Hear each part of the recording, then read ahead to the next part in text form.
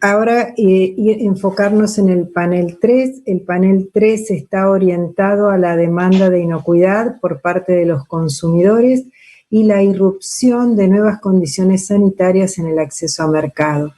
Para eso, el señor Jorge de Saja va a compartirnos su experiencia y comentarios. El señor de Saja es abogado y director de las cámaras españolas que representan a la industria de alimentos compuestos para animales, CESFAC, y de los mostradores y refinadores de oleaginosas, AFOEX. Es experto en negociación y mercados internacionales de productos básicos. Adelante, señor de Saja, por favor. Muchas gracias, Lourdes, y en general muchas gracias a todos los organizadores por este oportuno seminario. No voy a hacer una presentación, sino que simplemente quería, con la rapidez de tiempo que me han pedido, pues darles unas claves de cómo es el momento actual desde mi parte del mundo, desde la demanda europea, y algunas suposiciones más o menos informadas de cómo puede hacerlo a corto plazo.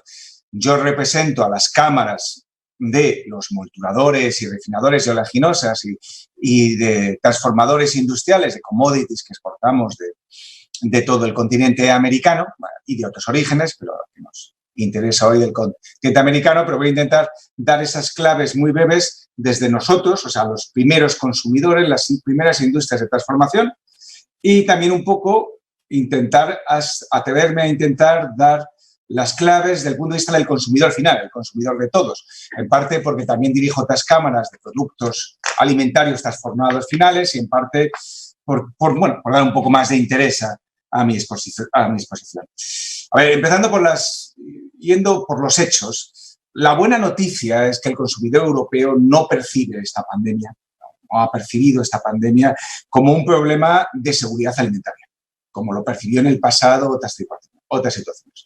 Se ve claramente como un problema de crisis sanitaria, un problema de crisis de salud pública, un catalizador de posiblemente la mayor recesión económica a nivel mundial y, desde luego, un desajuste a todos los niveles posibles y, por supuesto, la producción de alimentos. Pero no lo veo un problema de la alimentación. Es más, me atrevo a decir que la percepción del consumidor final, del ciudadano, respecto a la alimentación y a las cadenas de producción y de suministro y logística que la hacen posible, si ha habido algo que ha pasado o que está pasando en el COVID es que la percepción ha mejorado. Y ha mejorado, además, desde el origen de la materia prima. Y no es una suposición. Ha sido una realidad durante la crisis, pero, por ejemplo, ahora, en estos momentos, nos encontramos en algunos países de Europa, sobre todo en Alemania, unos graves problemas de rebrote, problemas sanitarios de rebrote de casos de COVID vinculados a la industria cárnica. Y aún en esa situación el consumidor está percibiendo que el problema, está sobre todo en Alemania, tiene más que ver con las malas condiciones sanitarias e higiénicas de los trabajadores de la industria cárnica alemana, sin que se esté cuestionando la inocuidad de los alimentos o la seguridad en general de los alimentos. Es cierto que al principio de la crisis, como en todo, hubo desinformación, hubo noticias, pero entre que los organismos nacionales e internacionales, desde la OMS, por solo citar uno, hasta nosotros mismos como productores, desde el principio hubo bastante información creíble en el que se demostraba que los alimentos y las cadenas de producción y comercialización y logística de los alimentos no eran un vector de transmisión, como lo eran otros. Por lo cual, una buena noticia es que no se cuestiona en general la seguridad alimentaria. Eso no significa, como voy a decir luego, que no haya previsibles cambios en los modos de demanda de tanto los primeros clientes, las industrias de transformación, como el consumidor final.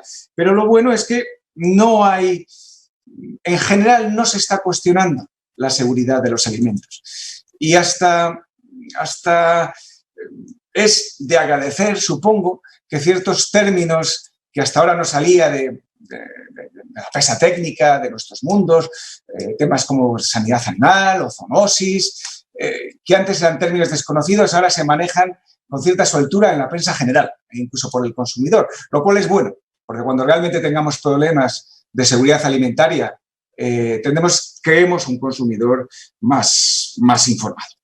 Bien, también es cierto, todo esto es que en estos momentos todavía, a nivel de consumidor final, pero también a nivel de poderes públicos, de cadena, etcétera, estamos todavía gestionando los problemas surgidos con la crisis. No estamos haciendo una visión tan clara. En este sentido, los organizadores de este seminario se han adelantado a toda la reflexión que hay en los think tanks europeos. Todavía no estamos analizando con suficiente profundidad cómo vamos a tener que cambiar nuestro modo de hacer las cosas tras la pandemia.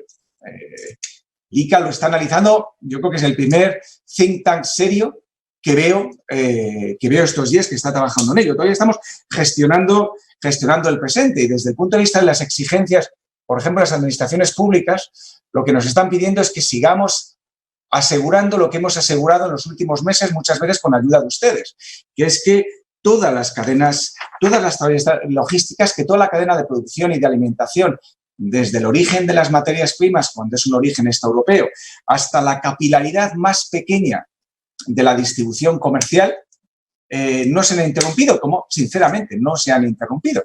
Algunos disertantes han hablado de problemas, rumores, y la verdad es que siempre que hay un problema, por decir un ejemplo, siempre que hubo en el mercado rumores originados en Francia sobre supuestos problemas en los puertos argentinos, que los hubo, pero que se gestionaron muy bien, siempre sabíamos a quién preguntar y siempre tuvimos una respuesta rápida. Por lo cual, en ningún momento se cuestionó, ni lo cuestionamos nosotros, ni lo cuestionaron los poderes públicos, ni el consumidor, se cuestionó que la alimentación, la cadena de alimentación no funcionara. Es cierto que esto va a cambiar a corto plazo. ¿Cuándo? Va a depender mucho de qué pase en los próximos meses. Ahora en Europa el miedo general es el segundo brote, la segunda oleada, los diversos términos con que los medios de comunicación nos están recordando que el virus está allí y que la cierta relajación de las medidas de confinamiento u otras medidas drásticas que se han tomado para evitar la diseminación de la pandemia, si van a ser necesarias o no implementarlas, y en función de ello pasaremos a la siguiente pantalla de la presentación. Bueno, ¿en qué nos van a cambiar nuestras cosas? Hay una cosa interesante, que también lo ha mencionado de pasada uno de los ponentes, es que aquellos países que, digamos, llevan 6 meses de adelanto sobre el problema, sobre todo China, estamos mirando de reojo, como decimos en España, estamos mirando aquellas exigencias que en China u otros orígenes se están empezando a poner a los productos, ya sean materias primas o productos transformados, que vengan de terceros países, que lo estén importando. En ese sentido, el grado de cumplimiento que puedan dar los productores americanos a esas exigencias de terceros países, primero a China, pero luego al resto, nos dará una pista de cuánto vamos a poder exigir en la realidad a nuestros suministradores de terceros países desde el punto de vista europeo, y cuánto es factible y cuánto no es. Por lo cual, por el momento, estamos en una fase muy inicial de estudio de qué queremos hacer, porque estamos todavía en una fase muy inicial de definición de cómo nos va a cambiar la vida realmente, lo que a producción y comercialización de alimentos se refiere, la situación actual. Aunque con todo ya se pueden dar algunas pistas muy concretas. Sabemos ya que el consumidor final va a tener una hipersensibilidad a determinados orígenes mundiales. Y eso es una realidad. Y lo estamos viendo hasta y es un hecho, no entro en valorativos, que los orígenes asiáticos están bajo sospecha. Es cierto que la Unión Europea es más exportador de alimentos finales a Asia que importador de alimentos o de materias primas, pero lo estamos viendo hasta en los paneles de preferencia de los consumidores, ahora que pueden volver, en España y la mayor parte de los países europeos, ahora que pueden volver a restaurantes. Estamos viendo cómo el consumidor está penalizando simplemente los restaurantes asiáticos, cuyos productos pueden ser perfectamente elaborados y transformados en el mismo territorio. Pero es cierto que va a haber una hipersensibilidad hacia ciertos orígenes. Esa cierta prevención no debería afectar, por lo menos por motivos vinculados o percibidos como de calidad del producto, a productos de origen americano, por lo menos por el momento, a menos que cambie, que se perciba que hay un cambio muy fuerte de la situación sanitaria en esos países. A día de hoy solamente hemos tenido preguntas o cuestiones para algunos productos de orígenes brasileños, pero realmente nada que cambie sustancialmente o que haga cuestionarnos la necesidad de cambiar nuestras cadenas de suministro. Es cierto que va a haber una hipersensibilidad hacia los productos ganaderos, en mayor medida que otros. Esto posiblemente era anterior. Hay una parte importante del consumidor final que en los últimos tiempos y por muchas razones, que ahora sería muy largo explicar, estaba teniendo una cierta sensibilidad a los productos ganaderos, en particular a la carne. Eso es algo que todavía no sabemos medir en qué medida va a volver. También podemos prever que el consumidor va a dar una cierta vuelta a un relativo localismo, que tampoco es nuevo, pero el COVID lo acentúa. Temas de defensa de las cadenas cortas, las famosas cadenas de suministro de la última línea, un cierto nacionalismo alimentario, aunque no es un término que me guste mucho, ni tampoco sea políticamente correcto utilizar en la Unión Europea, pero no creo que eso vaya a dar un cambio muy sustancial ni en la demanda del consumidor, ni en las cadenas globales e internacionales de suministro. Primero, porque no es posible. La Unión Europea es un importador de determinadas materias primas estratégicas que por causas estructurales no puede producir. También de algunos productos transformados, pero así como los productos transformados, el pollo brasileño, por poner un ejemplo que me viene a la cabeza, ahí pueden cambiar las cosas porque hay otras ofertas de alternativa, hay determinadas materias primas que no tenemos otra alternativa más que importarla de las Américas. Entonces, el cierto localismo... ¿Perdón? Disculpas el tiempo, por favor, gracias. Sí, iré más rápido. Ese cierto localismo puede potenciar ciertos mercados de nicho, pero no va a producir un cambio, en mi opinión, muy sustancial. También es cierto que a nivel legal, a nivel operativo, aunque también se ha aludido antes, yo no creo que vaya a haber un cambio sustancial. Porque algunas cosas que están encima de la mesa y que se han mencionado, la modificación de la estrategia de la granja a la mesa, del Green Deal famoso de la Unión Europea, u otras normativas, no creo que vaya a haber nueva normativa, ni nuevo nivel de exigencias. Primero, porque hay muchas dificultades técnicas para hacerlo. Sinceramente, el esfuerzo técnico, el esfuerzo arancelario, es superior al beneficio potencial que se podría tener imponiendo ciertas barreras. Lo que sí que habrá, y lo estamos viendo ya, es una cierta intensificación de la implementación de ciertas normativas que ya existían. Pues poner ejemplos, pues las referidas a niveles de micotoxinas en cereales de terceros países o a niveles de presencia de contaminantes. Las normativas del origen, lo que nosotros llamamos normativas CUL, en realidad eran muy anteriores, estábamos en una fase de implementación.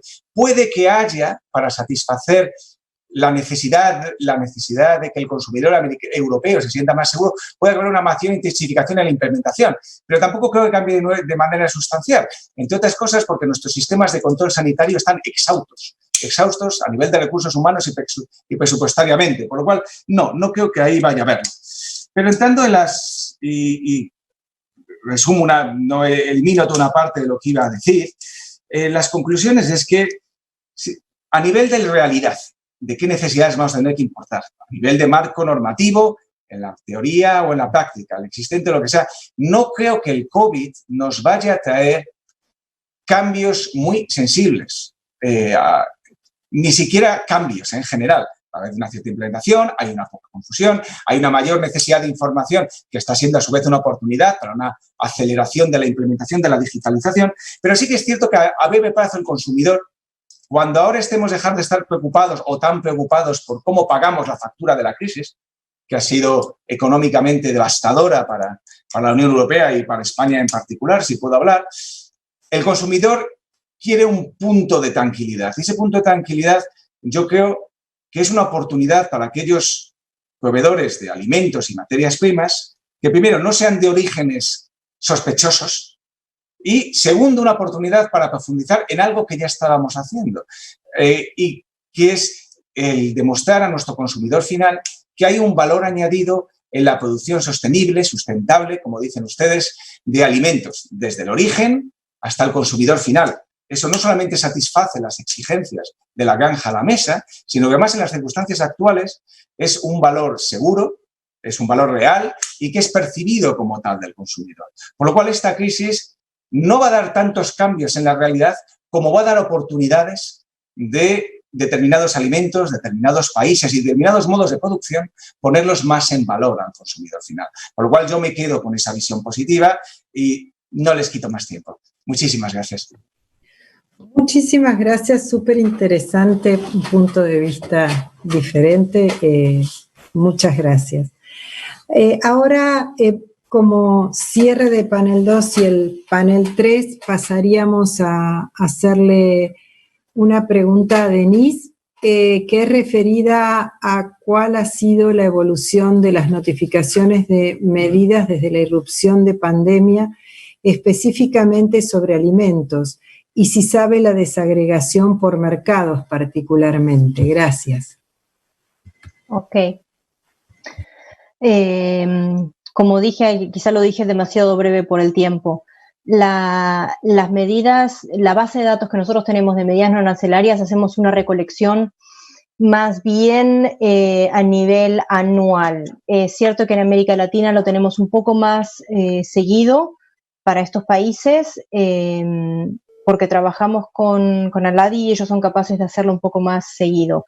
En otras regiones se tarda un poco más. Ahora, los observatorios que hay una universidad en Suiza que también lo está haciendo, además de la OMC que registra los requisitos, las nuevas medidas. Quizá esa sería una fuente importante para ir a verificar, la OMC.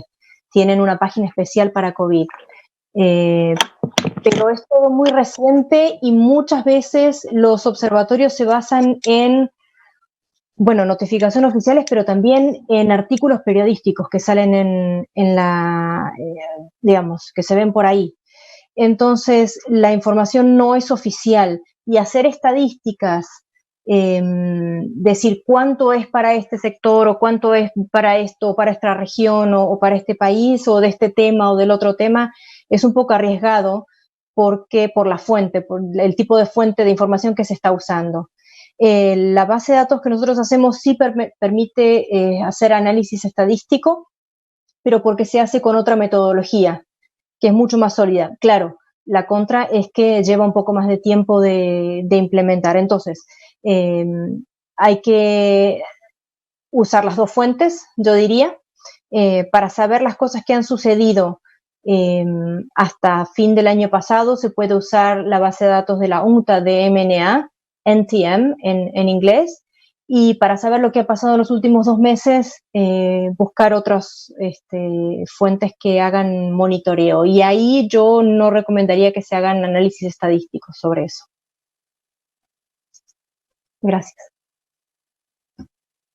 Muchas gracias, Denise. Una pregunta para el señor Saja.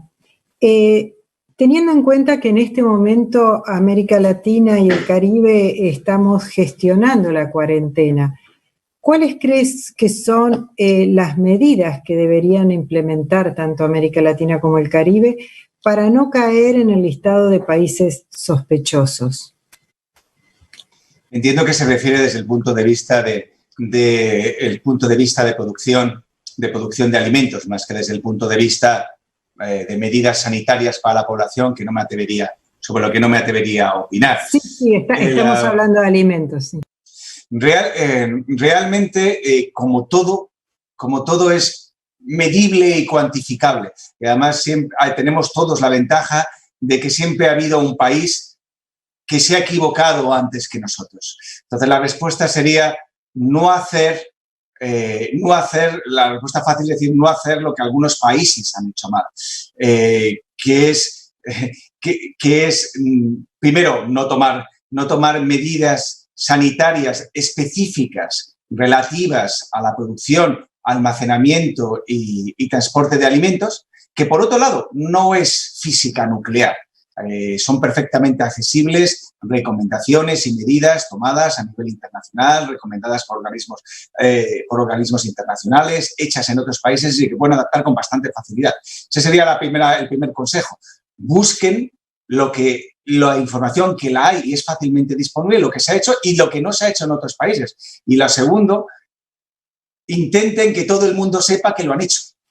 Hay países que lo hemos visto en el comercio, sobre todo en el de alimentos frescos, que es el que ha sufrido más logísticamente. Países que si bien habían implementado, países comercializadores que habían implementado medidas suficientes para asegurar que no había contaminación, que siempre es contaminación de personas en sus plantas de producción, simplemente luego no lo habían comunicado suficientemente bien a sus clientes y ha provocado que hayan tenido que pasar unos controles extraordinarios en destino, que en el caso de los productos frescos ha dado muchos casos de pérdida de productos simplemente por exceso de tiempo. Así que háganlo bien, no es tan difícil hacerlo bien y sobre todo aseguren que todo el mundo sepa en sus páginas web, en sus pliegos de calidad de producto, en su documentación comercial, aseguren que todo el mundo conozca qué medidas se han tomado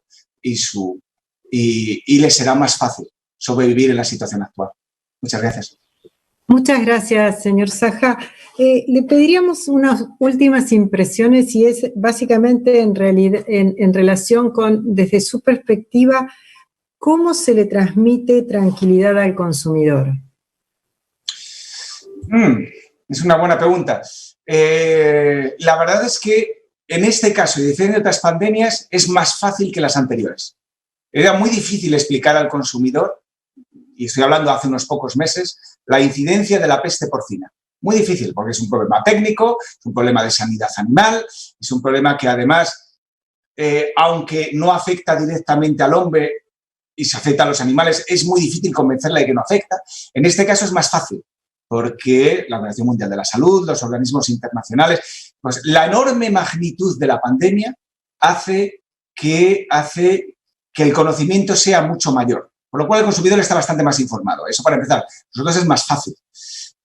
Otra clave que a nosotros nos ha venido muy bien es apelar a la responsabilidad de toda la cadena y de la administración. O sea, en el sentido de, a diferencia de otros errores que hemos hecho de comunicación de problemas en el pasado, no estar tan obsesionado en buscar a quién echar la culpa.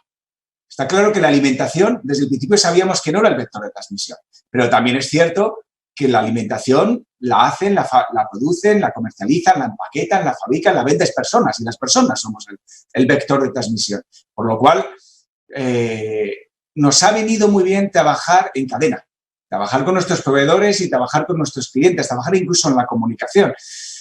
Así que creo que yo creo que es la primera crisis alimentaria que veo o que, aunque nos haya llegado, como a toda la sociedad, por otro lado, en el que realmente hemos sabido gestionar la comunicación. Y simplemente porque hemos cedido a la tentación de decir, no es mi culpa, es culpa de otro. Y quizá haya sido la propia urgencia de la situación, la propia magnitud de la crisis, el que haya hecho que hayamos funcionado mejor. Pero sospecho que esa es la receta que funcionaría o que funciona en todos los países.